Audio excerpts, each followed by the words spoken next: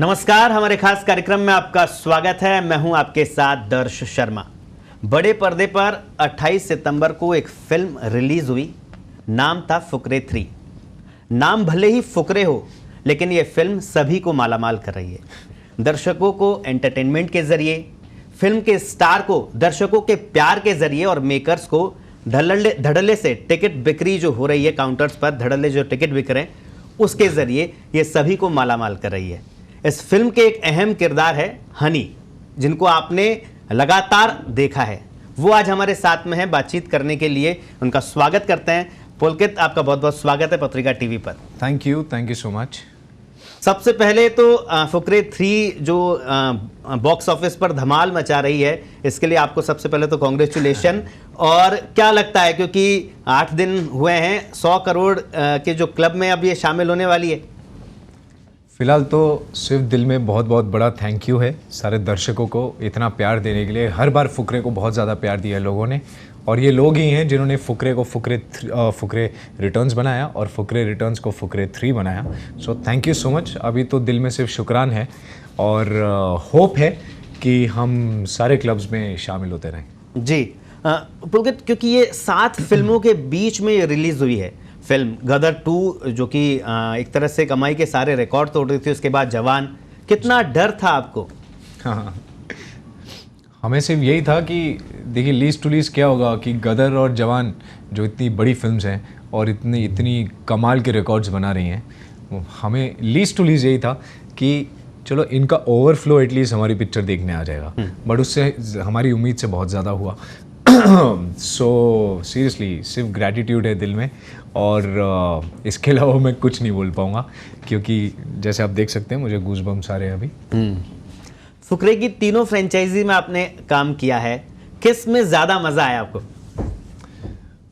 दिल के सबसे करीब तो हमेशा वो पहली फिल्म रहेगी जो फुकरे थी, क्योंकि वहाँ से हम सबकी शुरुआत हुई है बेसिकली। मेरी वो दूसरी फिल्म थी, रिचा की दूसरी या तीसरी फिल्म थी, वरुण की फर्स्ट फिल्म थी, हमारे डायरेक्टर की सेकंड फिल्म थी, पंकज जी की सेकंड या थर्ड फिल्म थी, मनजोत की भी सेकंड या थर्ड फिल्म थी। सो एज अ टीम हम सबकी बेसिकली हम लोग अभी शुरू हो रहे थे उस फिल्म से, इसलिए हमारे लिए वो बहुत ही स्पेशल है एंड हम सबके दिल के करीब है। लेकिन दर्शक जो हैं उन्होंने हर फिल्म को हर बार ज़्यादा प्यार दिया और इस बार भी बहुत ज़्यादा प्यार दे रहे हैं। तो मैं सीरियसली ऐसे चूज़ नहीं कर सकता कि मेरी फेवरेट कौन सी है, लेकिन दिल के सबसे करीब वो शुरुआत है। जी, तो जो फुकरे फर्स्ट 2013 में आई थी, इसकी जब आपने स्क्रिप्ट सुनी तो फर्स्ट रिएक्शन क्या था? क्या ऐसी उम्मीद थी कि 3 फ्रेंचाइजीज बन जाएगी? उम्मीद तो ये थी कि लोगों को पसंद आएगी फिल्म, और ऐसा सोचा नहीं था कि हम लोग थर्ड पार्ट के साथ आएंगे किसी एक दिन, और ये फिल्म 10 साल तक लोगों से प्यार खींचती रहेगी और बटोरती रहेगी।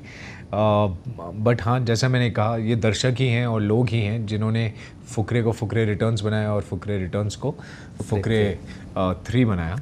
तो ये फ्रेंचाइज़ लोगों की फ्रेंचाइज़ है, इसमें हमारा कुछ लेना देना नहीं है। हम सिर्फ बड़ी ऑनेस्टली ऑनेस्ट कलाकारों की तरह साथ में आते हैं, टीम वर्क करते हैं, सेट पे अपने मज़े करते हैं, और वो मज़ा हम ट्रांसलेट करते हैं स्क्रीन पे, और लोगों को जितना भी मज़ा आता है वो फिर हमें दोबारा वापस बुलाते हैं। जी, मल्टी स्टारर फिल्म है, किसके साथ में काम करके ज़्यादा मज़ा आया आपको?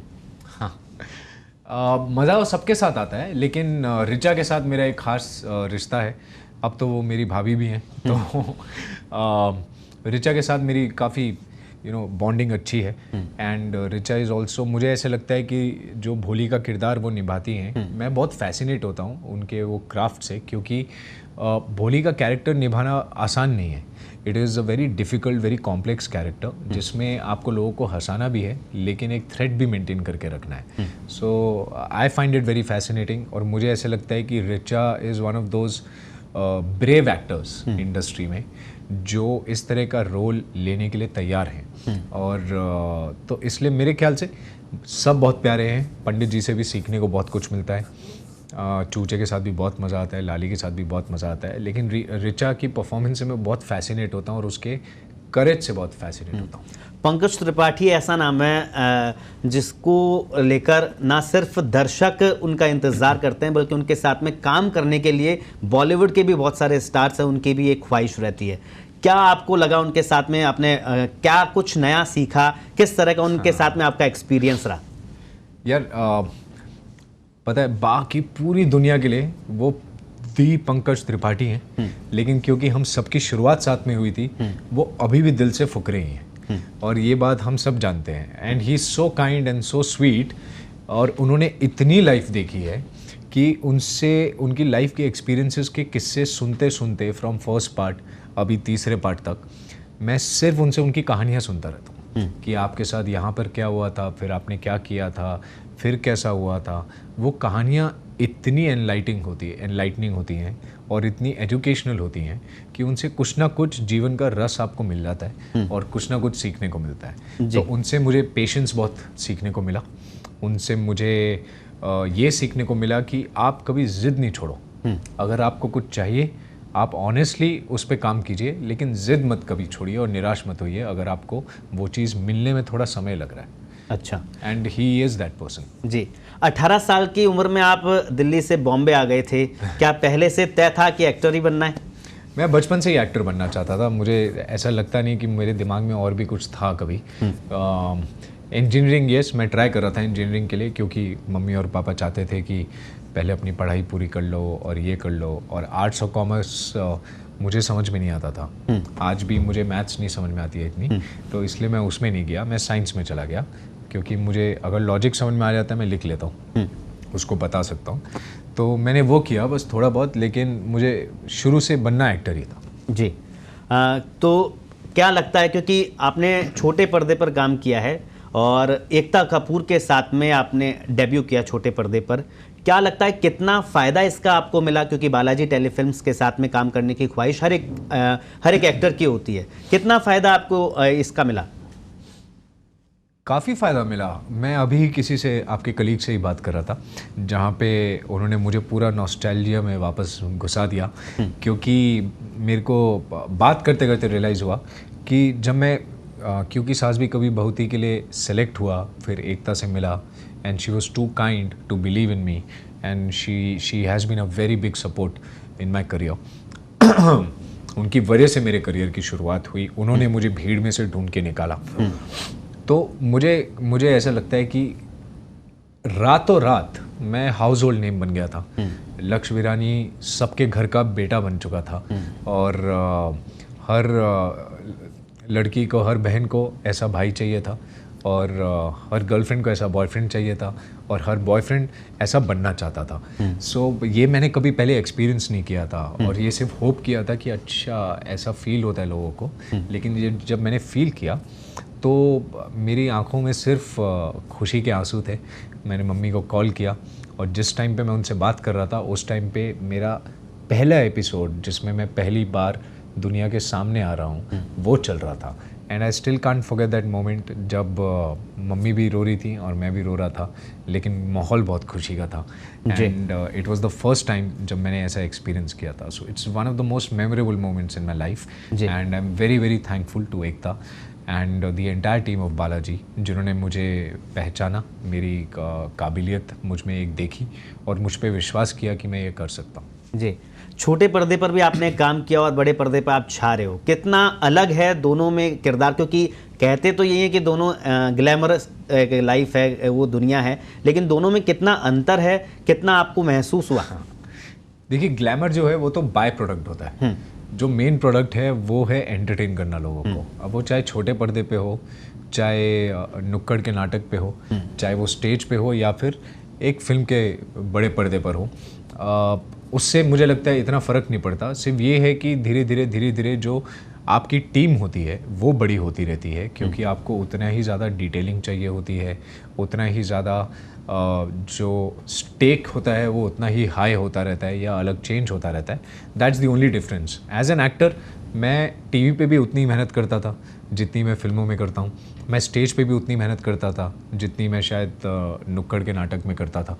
सो एज एन एक्टर यही है कि आप बस अपना काम करते रहिए, मीडियम से इतना कोई फ़र्क नहीं पड़ेगा। जी, आपने कॉमेडी कर ली और आपने रोमांटिक सीन्स भी कर लिए। अब क्या इच्छा है, किस तरह का किरदार आप निभाना चाहते हैं? कॉमेडी और रोमांस मुझे अच्छा भी लगता है बहुत, लेकिन मुझे dance I am very passionate about, तो डांस फिल्म मैं ज़रूर करना चाहूँगा और मैं एक्टिवली एक डांस फिल्म बेस्ड स्क्रिप्ट तो उम्मीद करें रेमो डिसूजा अगर आपको सुनेंगे तो डांस से रिलेटेड किसी फिल्म में आप नजर आएंगे। मैं ये इंटरव्यू का जो लिंक है, इस टेलीकास्ट का लिंक मैं उनको भेज दूंगा। जी। तो किस तरह से अब, क्योंकि दिल्ली से आपका सफ़र शुरू हुआ मुंबई तक, और अब मुंबई में भी आप एक तरह से कहते हैं शुद्ध देशी भाषा में बोले तो झंडे गाड़ रहे हैं, कितना इस बीच में कितना स्ट्रगल आपको फेस करना पड़ा? मैं स्ट्रगल तो नहीं कहूँगा, बेसिकली कोई भी अगर स्ट्रगल बोलता है तो मैं उनको यही समझाता हूँ कि जब भी मैं अपने आप को एक प्रोडक्ट की तरह मैंने हमेशा ट्रीट किया है कि जब मैं दिल्ली से मुंबई आया तो मुझे लगा कि यार मैं एक प्रोडक्ट हूँ, अब ये प्रोडक्ट नया मार्केट में आ रहा है तो मेरा फ़र्ज़ है कि मैं लोगों को जा के बताऊं कि मैं एक नया प्रोडक्ट हूं, मैं मार्केट में आना चाहता हूं और मेरे में ये काबिलियत है, मैं ये कर सकता हूं, मैं ये कर सकता हूं, मैं ये कर सकता हूं, जो हर प्रोडक्ट के फीचर्स बताना, करेक्ट। तो मैं सिर्फ वही मार्केटिंग करता था, लोगों को जा के बताता था एक्साइटेडली कि मैं ये भी कर सकता हूँ, मैं डांस भी कर सकता हूँ, मैं एक्शन भी कर सकता हूँ, मैं इमोशन भी कर सकता हूँ, ड्रामा भी कर सकता हूँ। एंड बस वो उस एटीट्यूड की वजह से मुझे ऐसा लगता है कि कब वो पीरियड निकल गया और मज़े में निकल गया, मुझे पता भी नहीं चला, और कब मेरे पास मेरा पहला काम आ गया। जी। पुलकित सम्राट अगर एक्टर नहीं होते तो फिर क्या होता? मुझे बचपन में मैजिक का भी काफ़ी शौक था, अभी भी है, लेकिन मैं अब प्रैक्टिस नहीं करता, पर बचपन से मैं बहुत ज़्यादा प्रैक्टिस करता था मैजिक, और लाइक माइंड रीडिंग भी करता था, इल्यूजन्स भी करता था। सो आई वॉज़ वेरी फैसिनेटेड। तो मुझे ऐसे लगता है अगर मैं एक्टर नहीं होता तो शायद मैं मैजिशियन होता। जी। मैजिक तो आपका चल ही रहा है दर्शकों पर, जनता का जो प्यार आपको मिल रहा है ये मैजिक से कम नहीं है। पुलकित, अपकमिंग प्रोजेक्ट्स के बारे में आपके बताएं, क्या कुछ अब देखने को मिलेगा? कि फुकरे 3 को तो में तो लोग आपको देख ही रहे हैं, आने वाले दिनों में किस प्रोजेक्ट में नज़र आएंगे पुलकित? देखिए, ये तो एक्चुअली प्रोड्यूसर्स पे डिपेंड करता है क्योंकि उनका पूरा हक है अच्छे से अनाउंस करने का, और मैं भी यही चाहूँगा कि वो अच्छे से बड़े पैमाने पे इसको अनाउंस करें। लेकिन मैं आपको जॉनर बता सकता हूँ, जैसे मैंने आपको कहा मुझे डांस का बहुत आई am very passionate about dancing, तो एक डांस बेस्ड फिल्म की बात चल रही है और एक एक्शन बेस्ड फिल्म की बात चल रही है, जो आई am very excited about both. तो क्या लगता है फुकरे 4 भी आएगी? क्योंकि तीनों फिल्मों ने जिस तरह से बॉक्स ऑफिस पर धमाल मचाया है, फुकरे 4 का इंतज़ार जनता तो कर रही है। बस अगर जनता चाहेगी तो फुकरे 4 भी ज़रूर आएगी। जी। क्या कृति खरबंदा के साथ में रिलेशन को आपका काफ़ी लंबा समय हो गया है, सब अब पूरा देश जानना चाहता है कि पुलकित सम्राट शादी कब करें? ये आपने मेरे चाचू वाला सवाल पूछा है मुझसे। हाँ। मैं भी उनके भतीजे वाला आपको जवाब दे देता हूँ, जब कृति हाँ बोल देगी मैं कर लूँगा। जी, कृति के हाँ का इंतज़ार है।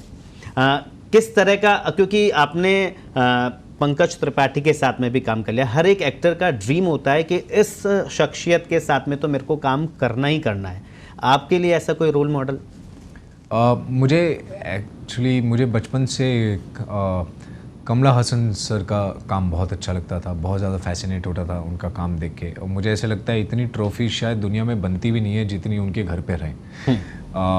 सो yes, I would love to work with him, I would love to work with Amitabh sir for sure, और या ये दो शख्स हैं जो भगवान जैसे हैं, और मुझे लगता है कि बस अगर मुझे मौका मिल जाए सिर्फ उनके साथ एक सीन में बैठने का, ऐसे मुझे वो भी चलेगा। जी, मैं एक इंटरव्यू आपका सुन रहा था जिसमें आपने कहा था कि मैं थोड़ा लेट पैदा हुआ, अगर मैं जल्दी पैदा होता तो मधुबाला जी के साथ में मैं रोमांटिक सीन करना पसंद करूंगा। क्या Madhubala ji, so stunning, so beautiful, so simple, और उस समय पे जब ना लाइटिंग का इतना जादू होता था, ना पोस्ट प्रोडक्शन का इतना जादू होता था, ना कलर करेक्शन की कहानियाँ होती थी, सिंपल लाइटिंग, एक माचिस की तीली जल रही है और सिर्फ उनकी आंखें दिख रही हैं, हाफ फेस दिख रहा है, और वो पूरे सीन को पकड़ के बैठी हैं। I think it is unmatchable. Ji.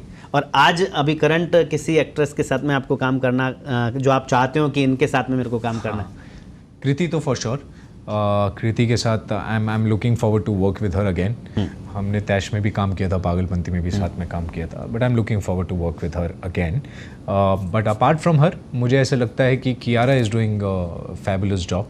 I would love to share the screen space with Kiara and with Alia as well. जी, पुलकित सम्राट यानी फिटनेस के लिए काफ़ी क्रेजी, कैसे संभव हो पाता है? क्या आपका डाइट प्लान रहता है? डाइट प्लान ऐसे कुछ नहीं रहता है, बट जैसे मैं अभी इधर हम जयपुर में हैं, हाँ। तो मैं अभी सबसे पहले यहाँ आने से पहले आपके दरवाजे के बाहर मैं कचौड़ी ही खा रहा था। जी, तो मेरा एक सिंपल फंडा है, साल के 365 दिन में से 300 दिन मैं बहुत स्ट्रिक्ट रहता हूँ अपने खाने को लेकर। बचे हुए जो 65 दिन हैं वो पूरे साल में बटे होते हैं ऐसे, वो पूरा जैसे कि आज 300 मैं दिन का यहाँ पर आ गया तो एक दिन मैंने खा लिया, कचौड़ी भी खा ली, लस्सी भी पी ली, ऐसे हो गया। कभी बर्थडे हो गया, कभी सेलिब्रेशन हो गया, कोई फेस्टिवल हो गई, तो मैं कुछ भी मिस आउट नहीं करता। और मुझे ऐसे लगता है कि 300 दिन वर्सेस 65 दिन, ये 65 दिन इतना ज़्यादा कुछ नहीं बिगाड़ते 300 दिन की मेहनत का। और ये 65 दिन में ऐसा भी नहीं है कि मैं अपना वर्कआउट नहीं करूँगा या मैं एक्टिव नहीं रहूँगा उस दिन में। That is one thing that I do not miss. I'm very consistent and very disciplined about being active through the day. चाहे वो मेरा वर्कआउट हो, अगर वर्कआउट का टाइम नहीं मिला तो मैं डांस कर लूँगा, डांस का टाइम नहीं मिला तो मैं अपने जो मेरा पेट है द्रोगो, उसको मैं वॉक पे ले जाऊँगा। तो अगर उसका भी टाइम नहीं मिला तो फिर मैं कर ही क्या रहा हूँ, इतना टाइम तो निकालना पड़ेगा। So I am very just particular about this one thing कि रोज़ कुछ ना कुछ एक्टिविटी होनी चाहिए। लेकिन एक इंटरव्यू में आपने कहा था कि आपका गुड लुक से आपके लिए मुसीबत बन गया है, ऐसा क्यों? ये अभी आप 5वें या 6ठे इंसान है जिन्होंने मुझसे ये पूछा है। हाँ। मैं ये फिर से क्लैरिफाई करना चाहूँगा, मैंने इस तरह से नहीं बोला था। हाँ। मेरा एक्चुअली क्योंकि मुझसे ये पूछा जा रहा था कि आप रोमांटिक कर रहे हैं, आप कॉमेडी कर रहे हैं, बाकी तरह के रोल्स कब करेंगे। तो मैं जेन्युइनली अपनी एक प्रॉब्लम शेयर कर रहा था, जो मैं आपके साथ भी अभी शेयर कर सकता हूँ कि क्योंकि एक हीरो वाली जो लुक होती है, लोग मुझे उस नज़र से देखते हैं, और जब उस नज़र से देखते हैं तो वो मुझे सिर्फ पेड़ों के आसपास गाने गाते हुए देखते हैं, या फिर मुझे रोमांस करते हुए देखते हैं, या फिर वही जो रोमांटिक स्टफ होता है उसी तरह एक हीरो की तरह ही देखते हैं, which is a very good thing. I am very blessed, I feel I am very blessed कि लोग मुझे एक हीरो की तरह देखते हैं। बट मुझे ऐसे लगता है उसकी वजह से जो कॉम्प्लेक्स कैरेक्टर्स होते हैं, जो थोड़े लेयर्ड कैरेक्टर्स होते हैं, जिसमें एक चैलेंज आता है परफॉर्मेंस का, वो रोल मेरे पास कम आते हैं। So I am very hungry for those kind of roles. मैं वो कॉम्प्लेक्स रोल्स में भी गाने गा लूँगा, और वो कॉम्प्लेक्स रोल्स में भी मैं पेड़ों के आसपास घूम लूँगा और घोड़े पे दौड़ के आ जाऊँगा अपनी हीरोइन को बाहों में उठाने। लेकिन please do get me some complex roles as well. जी, सुना पुलकित गाना भी बहुत अच्छा गाते हैं, हमारे दर्शकों को कुछ? नहीं, मैं तो ये किसने सुनाया आपको? अगर आप सुन लेते तो आप नहीं बोलते ये बात। नहीं, मैंने एक खबर पढ़ रहा था, उसमें यही था कि पुलकित को गाना भी वो पसंद करेंगे। नहीं, मैं तो बिल्कुल भी अच्छा गाना नहीं गाता। अगर मैंने कोशिश भी करी तो मेरे ख्याल से तान से नीचे आके मारेंगे मुझे। जी, फुकरे 3 को इतना प्यार मिल रहा है, क्या कहेंगे आप हमारे दर्शकों को? बहुत बहुत थैंक यू, बहुत बहुत शुक्रिया फुकरे को इतना प्यार देने के लिए, हमेशा की तरह। और जिसने भी नहीं देखी है, please go to the theatres and watch it. जो हमें इतना प्यार करते हैं उनकी वजह से फिल्म अभी भी थिएटर में बहुत अच्छे से चल रही है। So please join the gang, अपने फुकरे गैंग के साथ जाइए और नज़दीकी सिनेमाघरों में फुकरे 3 देखिए। पुलकित, बहुत अच्छा लगा आपसे बातचीत करके। दर्शकों को आपने इतना सारा ढेर सारा प्यार दे दिया, और दर्शकों का प्यार भी आपको मिल रहा है, और हम उम्मीद करते हैं कि फुकरे 4 भी आए और वो भी ब्लॉकबस्टर हिट रहे। पत्रिका स्टूडियो में आने के लिए आपका बहुत बहुत शुक्रिया। Thank you. फिलहाल के लिए इस कार्यक्रम में इतना ही, मुझे दीजिए इजाज़त, नमस्कार।